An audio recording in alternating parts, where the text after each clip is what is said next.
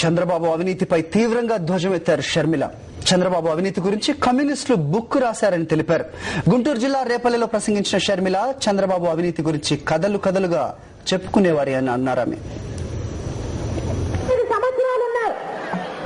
9 సంవత్సరాలలో ఈయన చేసిన అవినీతి గురించి కమ్యూనిస్టు వాళ్ళైతే ఒక పుస్తకమే రాశారు, చంద్రబాబు జమానా అవినీతి ఖజానా అని.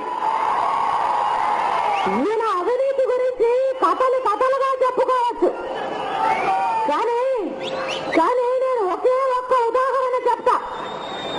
ఐఎంజీ అని తన బెనామీ సంస్థకు కేవలము ₹1,00,000 ఏర్పాటైన కంపెనీ. అది ఏర్పాటైన 3 రోజులకే హైదరాబాద్ నడిపొడ్డున 850 ఎకరాలను ఆ కంపెనీకి రాసేసుకున్నాడు చంద్రబాబు గారు. ఆ రోజుల్లోనే అది 2,500 కోట్లు విలువ చేసింది. అంటే ఈ రోజు అది 10,000 కోట్ల పైన విలువ చేస్తుంది ఆ భూమి. అలాంటి దాన్ని కేవలం 3.5 కోట్ల రూపాయలకు రాసిచ్చేశారు చంద్రబాబు గారు.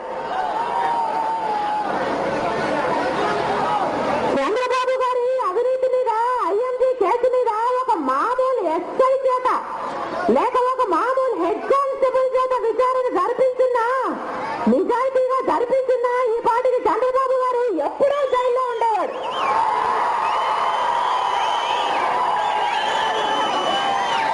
కానీ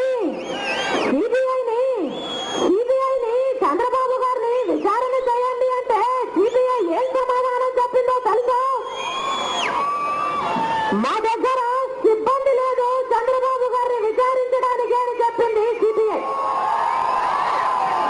మరి ఈ సిబిఐకి చంద్రబాబు గారిని విచారించడము ఎందుకు ఇష్టం లేదో, ఎందుకంత కష్టమో మనకు తెలియంది కాదు.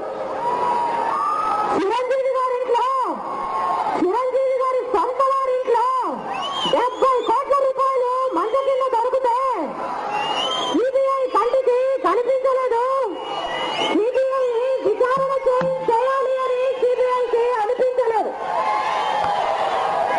బొత్స గారు మన రాష్ట్రంలోనే అతిపెద్ద మాఫియా డాన్ అని,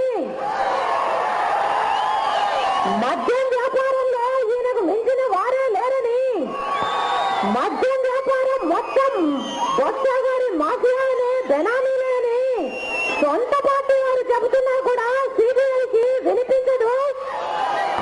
బొత్స